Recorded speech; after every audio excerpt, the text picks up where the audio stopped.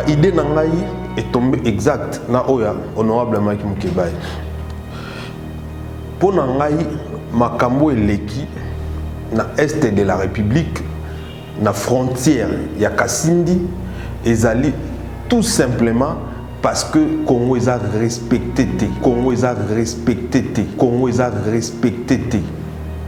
Avoir le pouvoir, c'est servir l'autre. Que ce soit Sokola, Makolo. Celui qui a le pouvoir regarde l'autre avec l'issue ya komita la yempenza. Tozana bokonzi ya malongate. Ondeko Alain Lodjo Alobaka, tozana bokonzi ya bilokos, tozana bokonzi ya bilokos, tozana bokonzi ya bilokos, tozana bokonzi ya bilokos. Bokonzi moko pena ya bilokos, je dis et je confirme. Bokonzi oyo esali ke mboka ezanga lisusu tina. Tokomena ba mikonzi moko oyo ba tia tembena. Ba konzami ba bango. C'est une bêtise.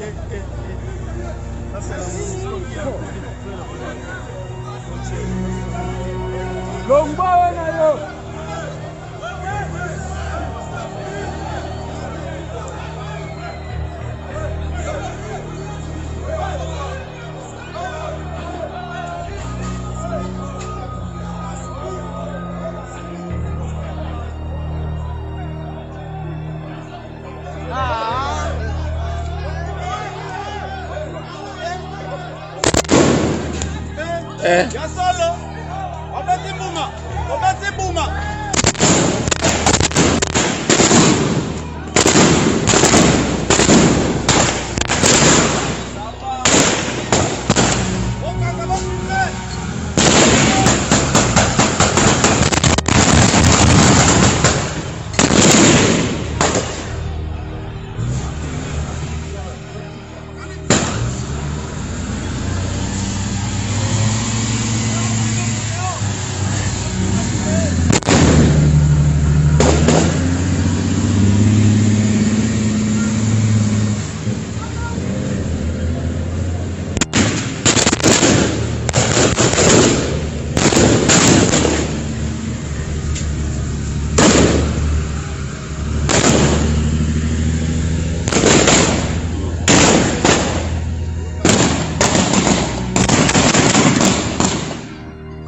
Mokonzi akokota bakonzami bayelo kwa banguna te.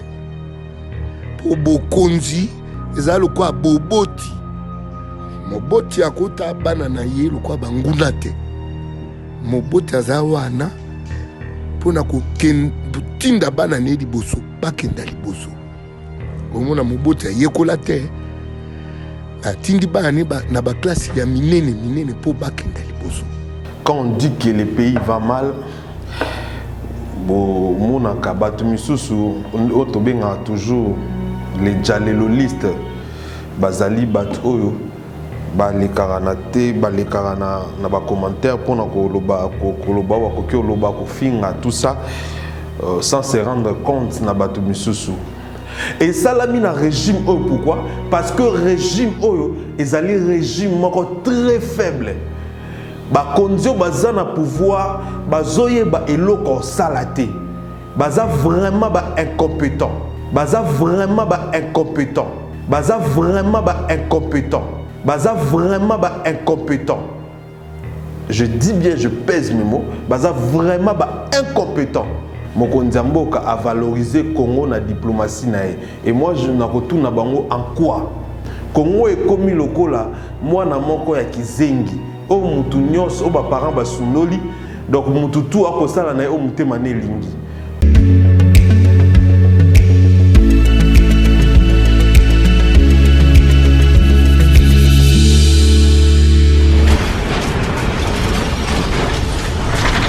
Ma mission TV, le miroir du monde. Kongomani mbote bisika tubokolanda biso peuple mokonzi topesi bino mbote pe boye malamu na mission na bino alelo réflexion réflexion face à Ouetti, Oezalaka Bongo, présenté par moi-même, Alexis Ouetti. Topé Sibino, merci pour n'andenge boza toujours renouveler confiance na bino na ma mission télévision aussi na Ngaimoko Alexis Ouetti. Boy malamu to solo là comme je dis trop souvent que émission ezalaka mingi pona ko sangisa maele na bino na biso ko bimisa oya motuya et puis koyeba qu'est-ce qu'on peut faire pour notre pays. Alors, lelo, bomonaki, mokola lobby dimanche, incident où il est qui na frontière ya Kasindi, on a vu la Kasindi, na frontière ya RDC, na Ouganda. Puis surtout tout le monde comment est-ce que ba Monisco basa qui entré en force et puis ndengeni ba fongola qui tire, il y a eu des victimes, il y a eu des morts et blessés.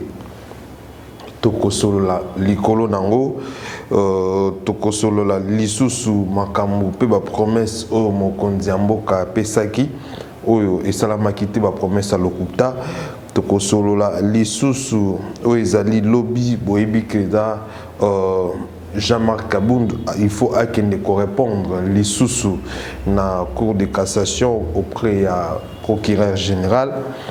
Tokoso lango pe ba actualité ebele nyonso oeza na kati ya mboka. Avant tout cela, je veux commencer na kolinga ko banda en tout cas ko na kotanga ba tweet o bande ko komel biso et puis to kota na kata bozindo a to tanga Noël Tchani a komi boye cette vidéo des casques bleus tire sur nos 50 ans Olivier a illustré la biso après moi tiki la biso total. Cette vidéo des casques bleus tire sur des civils congolais illustre la nécessité et l'urgence de la MONUSCO de quitter la RDC sans délai. Nous demandons au gouvernement d'annoncer la date du retrait de la MONUSCO de la RDC car sa présence n'est plus acceptée par les Congolais. Voilà, et puis, Mike Mukeba, honorable Mike Mukeba Alobi, vit l'incident à Kasindi causé par des militaires de la brigade d'intervention de la MONUSCO qui ont ouvert le feu. Je crois que le pays est dans la rue et qu'il n'y a plus aucun respect de la RDC par ses partenaires. Vivement un leadership fort à la tête du pays. Bokasko ozali réaction du gouvernement après incident le gouvernement de la RDC Radio Kapi source les casques bleus à la base de la fusillade de Kasindi ne feront plus partie de la MONUSCO. Basuki Kawana ne feront plus partie de la MONUSCO. Koto na makambo koleka na kati ya mboka Pascal Moulegwa sur Twitter a tweeté boye. Jeannette Djouma Niakeru nommé ambassadeur extraordinaire et plénipotentiaire de la RDC auprès de la République du Ghana. Son frère John Niakeru a été nommé au Kenya. Leur sœur première dame. Bandeko na ngai, quand on dit que le pays va mal, bo monaka batu misusu otobenga toujours les jaleloliste bazali bat oyo balekara na te balekara na ba commentaire pona koloba wa kokoloba kofinga tout ça sans se rendre compte na batu misusu. Parce que bango soki baza bien bazozo ya kolia bazozo ya komilia et que frère na bango aza na pouvoir to frère na bango azo travailler na pouvoir topé par tribalisme ba komona ke bokonzi o eza toujours bien et que nous on ne peut pas dénoncer à chaque fois il y a des scandales où il y a makambo ya malamu te et que biso il faut tout s'éteindre kaka. Alors ce n'est pas ça la démocratie d'abord aussi biso nyonso toza ndenge moko te na Congo il faut tout ça l'effort ya ko se comprendre que biso tout to ndenge moko te. Il y en a de ceux qui au baza ba fanatique ba au baza ba jaleloliste ba au balingaka na bango en tout cas qui tribalisme to kumisa mokonzi mboka parce que aza moluba to parce que aza kasayen mais za na bato ba mona ka ba réalité bato ba ka pe passe na place ya bato misusu ya na bato misusu zo lipa ya kolia pe ma ya komela mais lokola baninga misusu ba ko zoate yepe zo sala e bien te lokola baninga misusu ba ko zoate. Avant de continuer na bozindo, pour na kombe na okenda, mais avant de continuer na bozindo, na préféré tout à image ya makambo eleki na Kasindi na est de la République.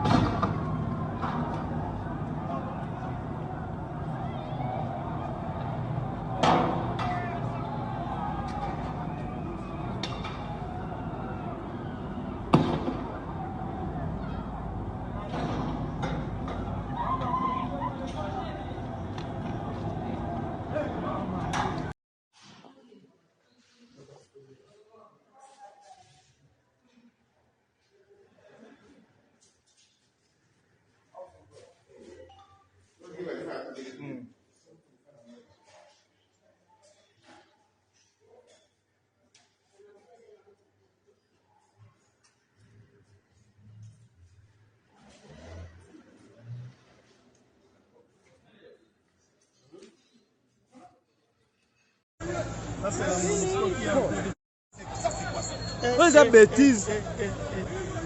Ça, c'est la MONUSCO qui a fait le Longba,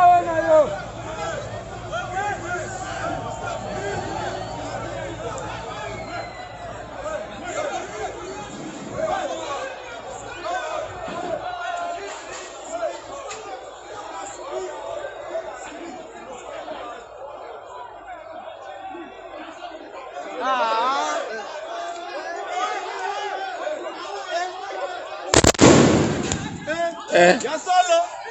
Obeti mbuma. Obeti mbuma.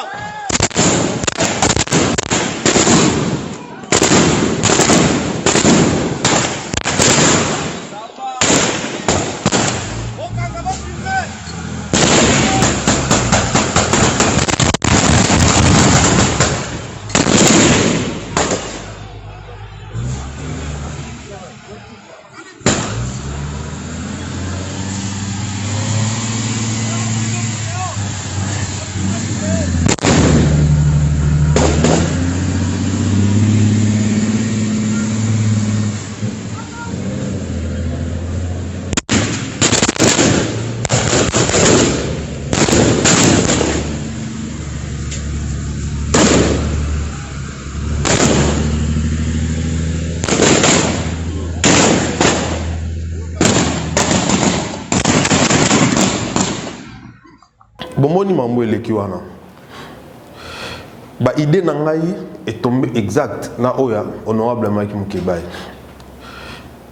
po na ngai makambo eleki na est de la République na frontière ya Kasindi ezali tout simplement parce que Congo est respecté parce que aussi leadership ezali très faible. Parce que aussi l'État nabiso aza absent na ba place ebele na makambu ebele na bato bande koyo koyebisa biso ke mokonzi ya mboka valoriser mboka à partir ya diplomatie na ye na ko benga bango baya vraiment bavanda batala vidéo ototi kotala et babandela lisusu koyebisa biso ke mokonzi ya mboka a valoriser Congo na diplomatie na ye et moi je na retourne bango en quoi botala eloko oyo MONUSCO esali. Est-ce que eloko MONUSCO esali wana? Est-ce que koke kosala ngo na Brazzaville? Quand na Brazzaville na ngambo e papa Sassou. Est-ce que bakoke kosala ngo? Te. Est-ce que bakoke kosala ngo na Angola? Est-ce que bakoke kosala ngo na Rwanda? To pe bauta a basala ngo na frontière ndeti ba okenda Burundi?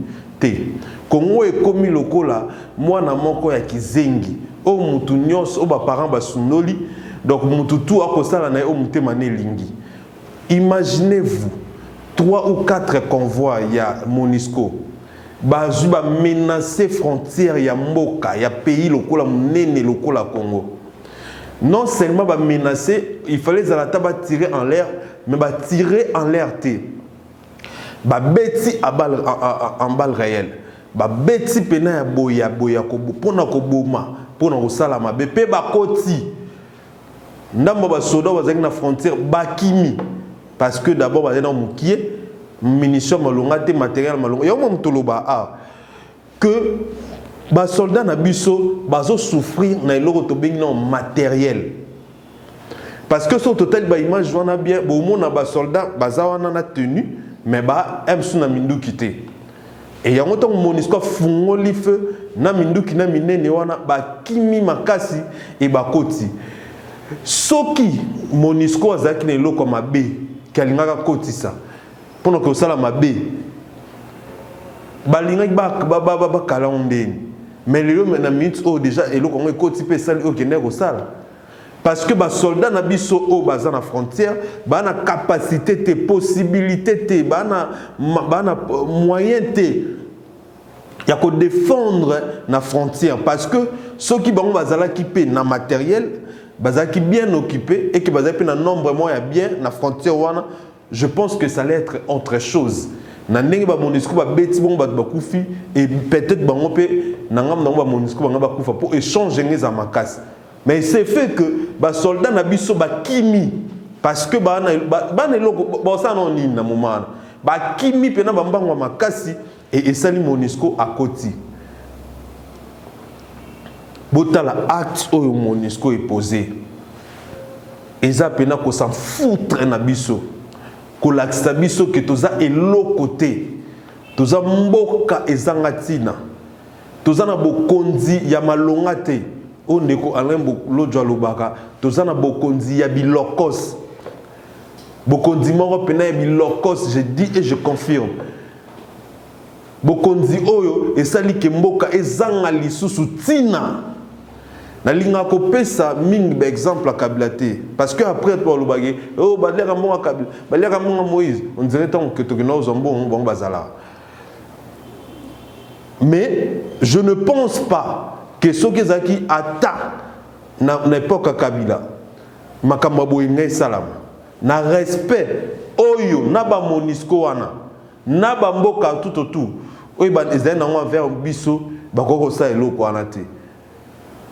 Bien que toi akiza Kabila na nyoso mais babilo kwa boye e koko salmate. Moi encore so ezaki na époque Mobutu. Et salami na régime oyo pourquoi? Parce que régime oyo ezali régime moko très faible. Ba kondio baza na pouvoir bazoye ba eloko salate. Baza vraiment ba incompétent. Je dis bien, je pèse mes mots, baza vraiment ba incompétent. Parce que comment est-ce que eloko lokola organisme lokola MONUSCO et bangate mboka lomnene lokola Congo et kota na frontière na makasi et souka wana te eboma lisusu au moment où bango bayebi ke et ils sont conscients que mboka o elingi sou bisoté. On attendait à ce que notre gouvernement ait réagi en tout cas na makasi nyoso que communiquer mon corps makasi salama parce que logo salami wana ezaka ate que bakoti mais il y a eu des pertes ya ba vie humaine. Il a fallu que réaction vraiment eza makasi mais beaucoup de réaction au gouvernement na biso. Les casques bleus à la base de la fusillade de Kassindi ne feront plus partie de la MONUSCO. Tout simplement wana. Donc, vous nous dites tout simplement que basation dans MONUSCO, qu'est-ce que nous on en foutre que ce basation dans MONUSCO? On s'en fout dans MONUSCO, mais biso to lingi à ce que na acte au bango ba poser pour comprendre que Congo tozali pays munene que za na batu malonga que batu ezana baniamate pour na moni neti batu na tout ba ko sakana na biso on est on dit to ko ba niamonde to ko ba bato to ba logote. Il a fallu que bato basali makamwana bazala traduit na justice. Fallait ba kanga bango. Il a fallu ba kanga bango. Et bazala traduit na justice. Tout le monde comment est-ce que ba traduit bango na justice? beaucoup de sabiso que au bakozala les sous-te na Monisco biso to etali biso na nini so ba na Monisco te et c'est là et justifier ba mort o bato ba profiter il a fallu ba kanga bango il a fallu ba répondre na justice et vous arrêtez là il y a le baki ba ozala na Monisco te c'est la honte c'est vraiment la honte. Et puis, comment est-ce que beaucoup de sonité, na makamutu o ezoleka, comment est-ce que nanenge beaucoup gérer ma bé, nanenge makamutu ko sala ma bé, vous n'avez pas la honte, beaucoup que le batate ata eloko o to me ko sala kabo, na ebite bobanga kanini, bozobanga nini, tope bobanga kanini, boye bisanga ke Paul Kagame, basali ya yeboye, basali yeboye, réaction de yozala, bongo. Boy bisangai kuna na ngola basali bango boy na otaka na ba pays oza pembe pour ne pas que nous sika na Afrique d'ici pour nous ba mekate pour wana ba ba yebi que to mekate mais awa Congo to komi lokola donc na habité donc na habité mboka oyo to komi lokola eloko moko ezanga tina na biso bato na mboka to komi lokola papi do tout ça suna tina te na bato tout bakoyaka na mboka na biso to bato tout bazandinga na biso botala bato bakufi ngana mituna katang sou je me dis chaque jour que est-ce que bato babotama est babotama ka bato mo ba dokufaka na ba occasion moko boye pa bato moko boye puis bato mo bazala jugé et puis carré baké na bango que toki le ba inventor ba bomi après ba osala la négociation batiki bango sans pour autant ba répondre à la justice. Na est de la République, tout ba la mukana tongo boy. Donc à la tongo ba bomier pour rien, asali le côté, a fini mutute, asali mutelo côté, mais ba bomier. A kepeka bomo isili. Et je me demande que est-ce que batouana ba botama ki ba tinamaki na mokilo ka pour ba kufara boy. Et tant que Congolais, tant que Togo mona ba image à bomo, il faut ça là passer. Et normalement, il faut tout réagir. Mokonzi ya Monisco Bintou Keïta akoyebisa biso que tozwi yango avec beaucoup de regrets tout ça incident et ça incidenté parce que il semble que ba soldats ya Monisco wana bazara bien instruit baza bien éduqué bien instruit tout ça donc pour nous ça eloko bongo c'est que ça prémédité ça incidenté et c'est eloko moza qui vraiment prémédité. Tout ça parce que tout ça a un leadership très faible. Très faible. Mon konzamboka ba voyage nyon soit ça là, soi-disant pour consolider diplomatie. Et ça qui va voyage touristique ne ba tout ba roloba. Et je le confirme qu'il est touristique. Parce que ce qui va voyage mon koboué. Oyo, il y a solo pene ko sala ke mboka na biso comme na valeur. Je ne crois pas makambo boyko leka. Et puis, ça résultat, il y a incompétence. Il y a incompétence. Bota la frontière avec des soldats. Bob Sanga Siko, ceux qui ont été en défaut bakota. 2, 3 soldats, 4 soldats, tout le monde qu'est-ce qu'il allait faire? Tu as un problème effectif, il y a des soldats. Tu as un problème, il y a matériel. Tu as un problème, il y a makambo belé. C'est vraiment triste et ça fait très mal. Koto boko ko sakabiso pamba tongo to salibo to zongsibo ba matuvi na bino bobani yango lisusu ya ko baluka soit disant kotala ba chantier moko boye oyo eza ba chantier moko donc na 3 ans 4 ans tokoki même pas kolobaki mutakoki même pas ko beta tolo ya kolobaki na Tony Prince moko. Ba chanter en Wezanine au bokini ko baluka kuna ba image boko ça les fois bokangisa ba image bola ça eloko malonga ko makate pouvoir oyo et décevoir ba Congolais en général et décevoir biso totalement sur tous les plans mboka e baby makasi ko le kaliboso makambuto e komi mabe Congolais zangi lisusu tina mboka Congo zangi lisusu valeur à nouveau et l'auto koyoka oyko sala maka ezaka bambongo ko bunga makambu ko salama côté kuna baloba na biso ba 100 millions bungaka ba 100 millions kendaka ba 100 millions kendaka soki wapi mboka eza lisusu na tina moko te Il y a un moni na koloba toujours na ba Congolais de partout. Est-ce que beaucoup la nangai boza na katia Congo, boza libanda Congo. Na ki que cette fois-ci ba couper sa possibilité na ba diaspora ba voter. Ne votez pas pour Nabakonzi. Oh. Ne votez pas pour Félix Antoine Tshisekedi en 2023. Ne votez pas pour Félix Antoine Tshisekedi en 2023. Parce que quand vous votez hier les sous et ça qu'on côte les sous mboka na katia calvaire. Depuis ayaki, botala depuis aya, kino lelo to komiab. To ko zo micro baladeur, to ko tambola na population.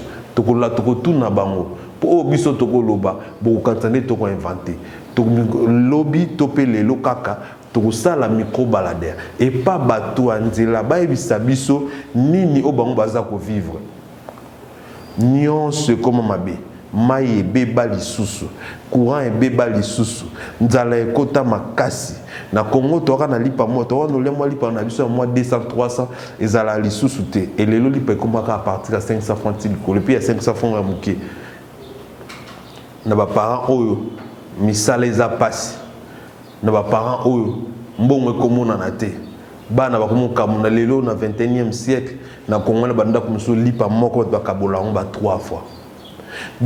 Pour le monde qui manque le besoin solo, tout côté là tout monde image où ça la machine qui m'attaque et na qui n'assani et si qu'à bas côté qu'à l'autre moi quoi l'eau son à 100 fois quelle honte même donc oui qui n'a monté dans telle vidéo on a dit ah pourquoi pas c'est la vidéo parce que après et ça n'a mon Sony so dans mon konzamboko tale loko na faut ça lo mabe faut ça lo penza mabe Kilo makamba boué et ça la manakata mbokano ça fait très mal.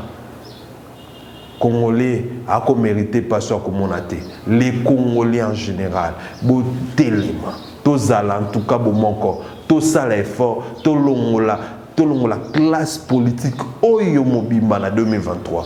Sinon tu vas souffrir quand tu vas souffrir boy. Botala batu malokuta na lokuta, bakosi bisoa. Bakomi kokosa autotoni 23 000 écoles ya lokuta baza incapable et relaxa biso ke batongi 23 000 écoles na Kinshasa mensonge total et puis dans 23 000 na balobi je crois pas que batongi même 1000 écoles à Pamba so besi bango laxa kata 1000 écoles batongi et kozala te bazalo uta pouvoir o mara mutu bazo kosa na kokosa 23 000 écoles 23 000 écoles exacté c'est la honte bazaba incompétent baebi mambo salate bazaba amateurs oui ce sont des amateurs des incompétents oui bazaba incompétents sur tous les domaines au bazali rien ne marche. Aux écoles, aux totongi 25 000 écoles, 23 000 écoles, exacté, exact. Je mets quiconque en défi que ba école on ba roloba, exact. Bala qui s'abi sur place exact, tu reçois caméra, tu retambles, tu filmes comme et coca 23 000 exact. Mensonge. Et pourquoi ba roloba bon parce que ba na argumenté, ba ne loko lobate, ba ne loko laxaté. Et bah comment vous préférez que ba kosa. Mais attends, Koko, ça on fait tant la moins intelligence. Comment beaucoup de Koko ça kabou na éviter vraiment zabiso banane ba ki zengi oto banane na mitu na attend tout. Est-ce que le Congo, est-ce que bato bako kamamboka o bako zabiso ba ki zengi to ba zo bato pe ba nyama ba no ko sarabiso si facilement boy. Boko telami sou bien, na bo telimi sou ta. Na bo telimi sou te. Boko telami sou bien. Tozela bino bo présenter biso cahier de charges na bino en 2023. En 2023, bon l'axabiso cahier de charges dans nos nini bosali. Ba toto ba ota ba to zelabino en 2023 bo telamisu. Mboka mba leadership eza malonga te. Makamutu mabe. Botala kuna ne monisco akoti betima sa bomi ba ta keina tranquillement. Ba sali lokote ba yebi lokote. O nyonso ba mba yebeza ke kokangaka bato. Na moto a lobby ko kangaka elo ba yebi yangwana ko kangaka na ko créer ba dossier na ko créer ba procès parce que baokanisa kiloko bango bakokanga batu bongo bakovanda na pona libela. C'est la honte. Bomiyoka soni bakonza Kongo, bomiyoka soni bolanda na kosenga na bino bolanda image o vidéo ya Jean Goubal mambalobi pona mboka o bolanda eza pena mwata mulai tolanda ngo et puis tozonga mwasima tozonga et puis bolanda ngo na ndeko ya Pero Luara pe asala ki point de vue na sur mambalo kuta e be kolo bango batongi bolanda et puis tozongi sima afungolela mai eza ya biso toleka bango te mai ekipe bango Omo bamboko ezo ya tukumisaka ba grande puissance. Tango l'air tango wana tikana le bango mibale. Tango wana ekoka. Au moment où viendra ce chef tolia bango. Aux États-Unis atindi ba satellite au kalinga ona kake. Pour wana za ba puissance spirituelle et ba noto commander ba force de la nature au commandant.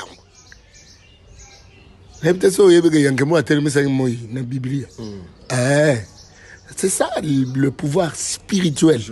Joshua. Joshua, c'est comment il y a Joshua.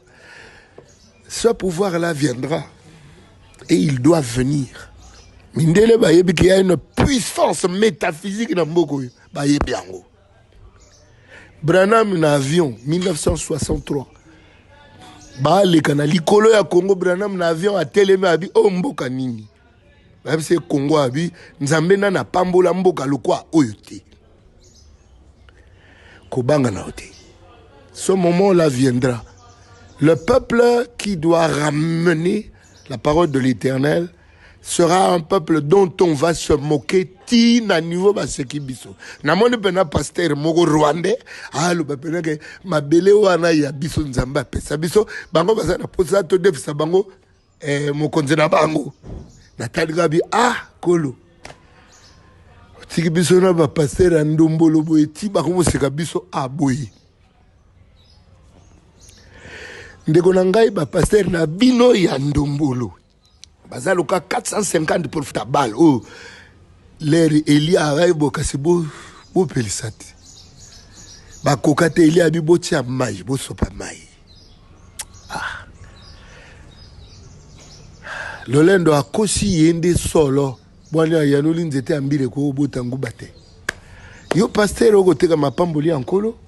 Wapi bato bana $2000 pour na pambola bango. Wapi bango. Yesu asenga combien?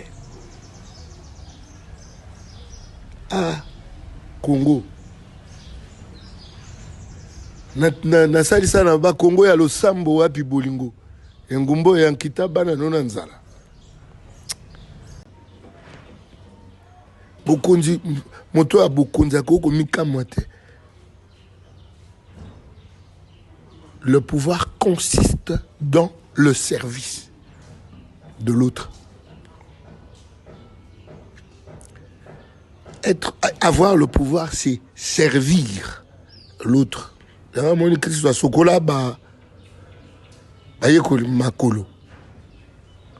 Celui qui a le pouvoir regarde l'autre avec l'issue ya komita la yempenza. Mais to comme na ba mikonzi moko oyo ba tia tembena ba konzami ba bango mokonzi na ba konzami Olandi. Celui qui dirige et ceux qui y dirigent, l'employeur et les employés. Mokonzi na ba konzami. Mokonzi akokota ba konzami ba ye lokwa banguna te. Po bokonzi eza lokwa boboti. Moboti akota bana na ye lokwa banguna te. Moboti azawana pona ko tinda bana ne liboso bakenda liboso. Omona moboti ayekola te. Tindi bana na ba classe ya minene po bakenda liboso. Boni tozana ba mutombo dikende. Ba vanda walukwa batu te ba koma na États-Unis bato minene. tozana bato bongo mais tozana mboka oyo soko moni mayele ngebi mafinango fina mayele wana bondoki Kinshasa moto moko autokufa mikolo Thierry Mugler autokufa. Est-ce que Thierry Mugler aleki kaditoza na kotonga? Est-ce que bato basaka basapatu wana baleki papa griffe na usa sapatu? Bato basaka ba griffe basapatu wana baleki kortoko na ngai na lemba na usa sapatu. Tozaki na bangeleka bajo style. Mais pour nini toza boye? Au fait, bopeto ezate na kati ya mayele. Mayele eza mbindu. Foko sokola mayele. Bakonzi fo oyo kababi lutte contre la corruption. Moto batie na bokonza lutte contre la corruption yemoko corruptible. C'est parce que bana miso bago monate bana matoi bago yokate mbogeza na bakonzi nango naturel. Il y a un pouvoir naturel dans les gens, un pouvoir naturel. Mbogeza na bakonzi nango naturel kwa Jean-Baptiste abodami akenene sobi mais Christo ayeko ko petola ko tsabo peto na mukiri à l'équipe par Jean-Baptiste.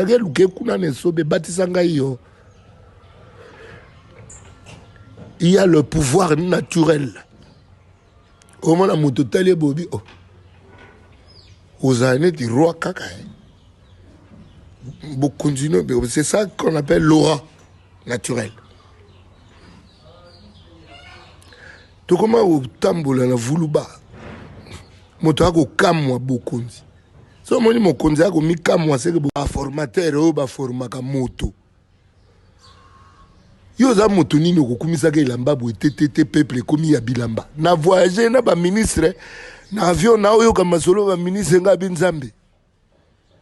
Na sina vana na Marcel Eliao na yo kama solo aboete o bato nini oyo bakomi biteni ya bato. Po nini n'importe qui a comme Golubana katia peuple moto amone la moninga te biso nyoso bana 1900. Te peuple azarana bateau baluba kampona ye. Ne donnez pas la parole à n'importe qui. Oyebi Whitney Houston a yebisa Madonna yopo komo lo bana makama musique yo pe. Yo ke ne osagi star ko.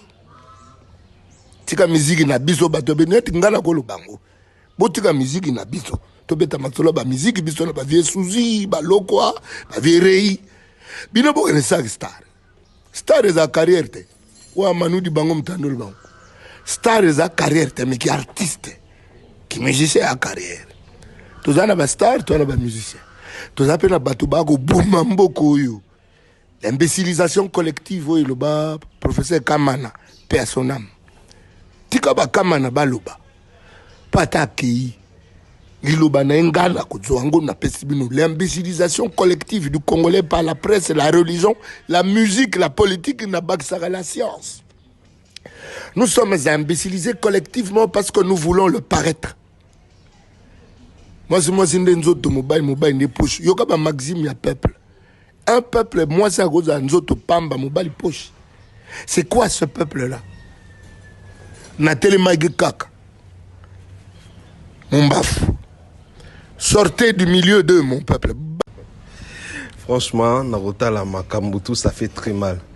Être congolais et voir tout ce qui se passe dans notre pays, ça fait vraiment mal, ça fait très mal. Mais bon, papa Jean Gouba la lobby aussi là. Tu as toujours un espoir, tu as gardé toujours espoir. Bande qu'on a biso est, courage, pe ba force nabino. Et aussi là, nyon so aussi là. Et puis unité nabiso tout ba congolais libanda to na kati. Tobimisa ndenge mokonzi mboka Laurent Désiré Kabila loba kito sanga na poto bimisa monguna libanda. Et on prend tout un peuple comme des imbéciles. On se fabrique des chiffres dans son laboratoire. On vient, on les met sur la table et on se bombe les torses, les amis. Ce n'est pas ça. Ce n'est pas ça. On construit des 3 petites choses. Aujourd'hui, ils sont en train de les faire. Là, qui s'est dit, oh non, Mama Yemo. Ça, c'est pour dire que on a réparé Mama Yemo. Mais Mama Yemo, c'est quoi? C'est un grand hôpital, je suis d'accord qu'on le repart. Mais par rapport à la situation sanitaire du pays, en 4 ans, le président Tshisekedi doit nous dire, voici où je vous ai trouvé en termes de couverture de ceci, de cela. Voici ce que j'ai fait. Donc, en termes d'accès aux soins de santé, on était à 2%. En 4 ans, nous sommes à 10%. Si vous me donnez encore 5 ans, je peux vous amener à 15 ou à 20%. Ça doit se calculer comme ça. Ce n'est pas avec des actions experts. Ils passent comme ça. Et moi, ça me fait mal de voir aussi certains charlatans passer à la télévision pour défendre ça et tenter à faire gommer les Congolais ça. Réveillez-vous, chers frères. Votre pays va très mal. J'ai même suivi quelqu'un dire, en 4 ans, Tshisekedi a conçu 23 000 écoles. Oh là là, oh là là. Vous savez, même quand on veut mentir, il faut mettre un peu d'intelligence. Tshisekedi a échoué, c'est clair. Aujourd'hui, ça devient tellement catastrophique de défendre son bilan. Et on commence à passer pour être des ridicules. C'est tout simplement ridicule. On dit que Tshisekedi a conçu 23 000 écoles en 4 ans. Waouh! 23 000 écoles, les amis. Et l'homme qui dit que Tshisekedi a conçu 23 000 écoles était incapable d'en citer 5. Tshisekedi a conçu en 4 ans 23 000 écoles. Il vient avec des statistiques élaborées sous les pensées qu'il a conçu 23 000 écoles. Vous pouvez nous en citer 10. Et il était incapable de citer 10 écoles sur les 23 000 que Tshisekedi a construites. Les amis, 23 000 écoles, ça veut dire quoi? Nous avons 26 provinces. Si vous divisez 23 000 par 26, ça vous fait à peu près 800 écoles. Ça veut dire que par province, si on doit rester équitable et logique, Tshisekedi a construit 800 écoles par province. Je viens à Kinshasa. Si on a construit, je prends seulement Kinshasa. Si on a construit 800 écoles à Kinshasa, Kinshasa a 11 provinces. Plutôt 11 communes. Ça veut dire que sur les 800 écoles, chaque commune de Kinshasa doit avoir aux alentours des 90 écoles. Donc, aux alentours des 90 écoles. Donc, Matete 90 écoles, Bandal 90 écoles, Kassavubu 90 écoles, pour avoir les 800 écoles quantité de Kinshasa. Et vous pensez que 23 000 écoles, dont 800 entre guillemets à Kinshasa, vous êtes incapable d'en citer 5. Et vous dites non, ce sont les chiffres. Ce sont les mêmes chiffres qu'ils viennent vous bombarder en disant ils ont multiplié les budgets x 2, ils ont multiplié les budgets x 3, le budget est à 10 milliards. Comment un budget à 10 milliards n'arrive pas à faire élever notre taux d'investissement? Comment un budget multiplié x 2, x 3 est incapable de nous dire, voici, on a relancé tel secteur ou tel autre secteur qui était par terre? Comment un budget à 10 milliards ou un peu plus n'arrive pas à honorer les salaires des gens? Les médecins sont en grève, les professeurs grognent, tout. Comment vous pouvez prendre tout un peuple comme un imbécile, comme des imbéciles? Vous avez échoué, c'est clair. Ou alors vous avez multiplié les budgets x 3, vous avez bombardé vos dotations à la présidence et ailleurs, parce que dans les faits, je ne parle même pas du panier de la ménagère. Le ressenti. Bomoni, nde batu baolela. Batu tout. Bazo sepelate. Batu tout. Baza mécontent. À part quand ba obandi on a la présidence, ba na ministère, tout ça. Topé à part quand ba tribal. Tout peut jalé le liste parce qu'il y a des gens, il y a d'autres personnes qui vont soutenir le pouvoir pour rien. Il y a des gens qui ont pantelé Toboka, Anzala danger. 500 francs, 1000 francs, il n'y a pas si pour naï. Mais jalé le liste. Au milieu de nous, ils ont voté, Tony. Au moins, tout le monde a moto, moi, ma BDG, baby penza. Mais ce cas, par exemple, à le téléphone, il y a par exemple, il y a Siliki. Et donc, il y a des tonalités dans le tu dis, il y abani oswani soza likwa moto do abani ne oswani sayo otali ndenga za oleli ngakutu mutem sima dénoncer bina na peut-être moins bien nangolo nzambe otali no mutongo oleli donc asalongo pourquoi parce que za muluba pour kansake yo osalango pour olingi yete muto na pouvoir olingi yete pour muto na za muluba rien à voir. Toi, on a postaté oh soki muluba soki muyaka soki nani to na posa te ya kopona mutu mo ekolo wana parce que ekolo etalibiso te o etalibiso zali bien être ba congolais soki lelo mutu azawana et que bane ko gérer bien et que ando tambwisa mboka bien tonga to soutenir prévenir na lobango toujours trop souvent que ngai na vota Félix Antoine Tshisekedi té. Maintenant à eu pouvoir, je me dis bon, moi na mboka a eu pouvoir, bon, to soutenir yé. Tant na ba mon na mboka na sopi na seke erreur sopi na habité. Mais na lobeka moi na mboka pour na bika moi na Tshisekedi. To soutenir yé. Na eu confiance na pesi. Mais après, tant na monika na ba moi kaka. Ndé makamwa ndokini na mamuka e 100 jours ndé makamwa kina na bi vous avez place à confiance c'est erreur.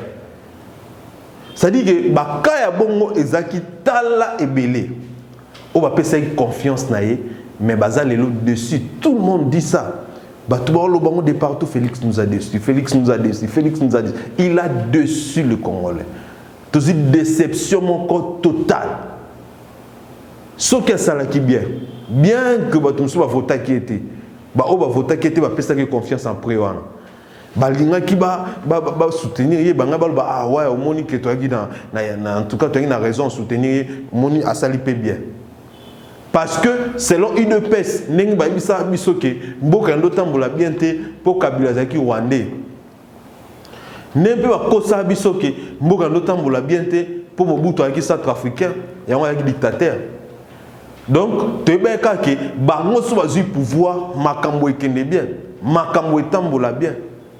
Mais nzambe pe ara bien, nzamba bolingo en tout cas. Nzamba sali que bazwa pouvoir na makambo tu bande koloba na baninga tomona ke baza bongo te que baza plus mal que bato bango bandolo ba mabe na bango. Oyo kangi de personne ba ya karma.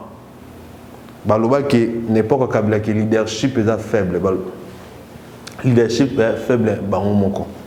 Baloba que mabenga Mobutu dictateur, bango moto mon a déjà bandé ko instaurer dictature ya okanga batu inutilement ya okanga batu.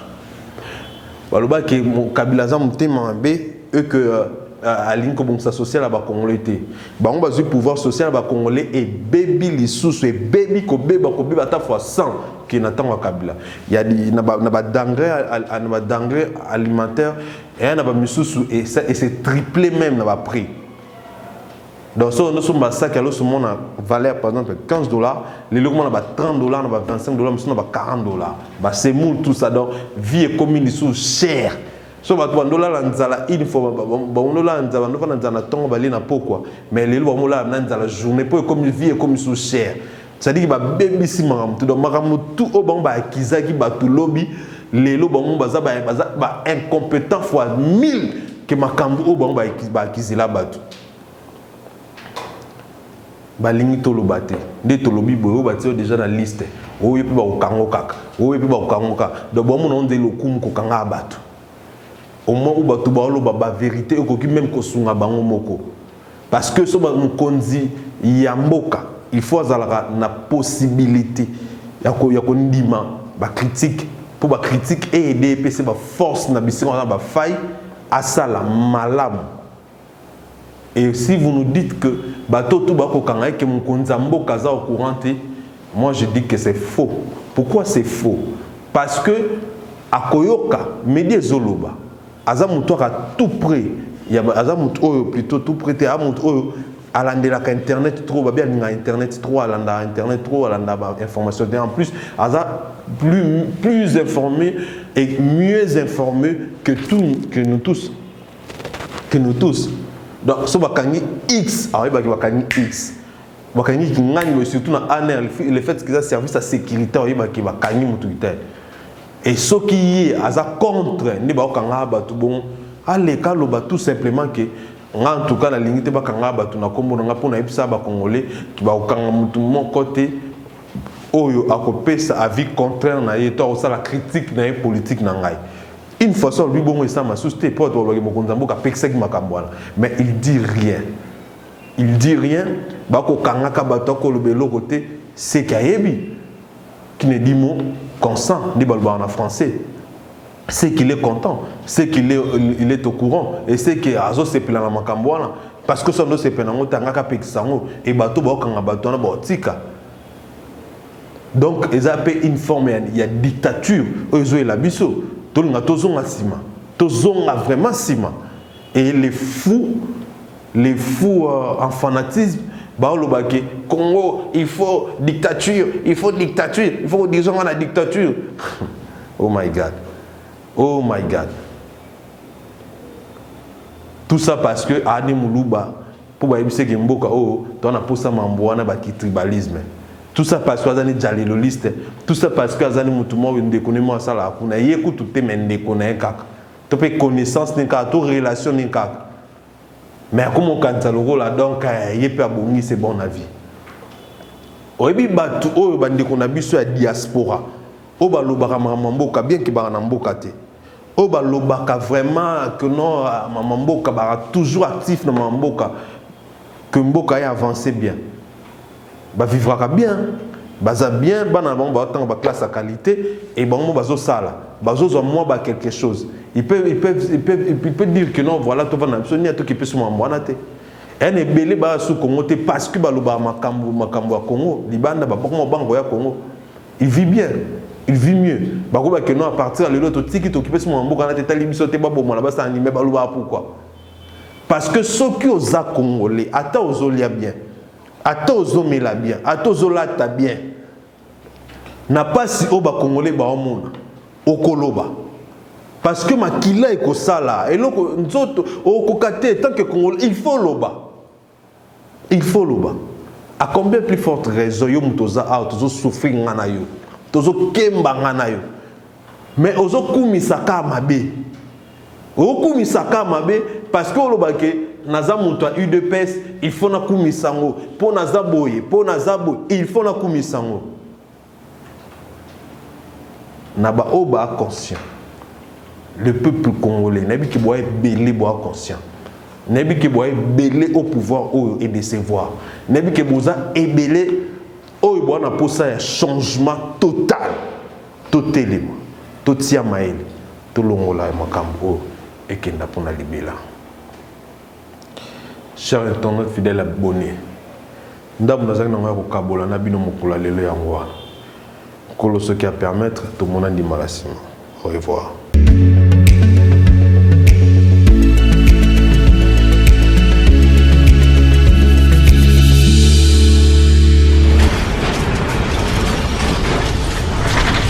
Ma Mission TV, le miroir du monde.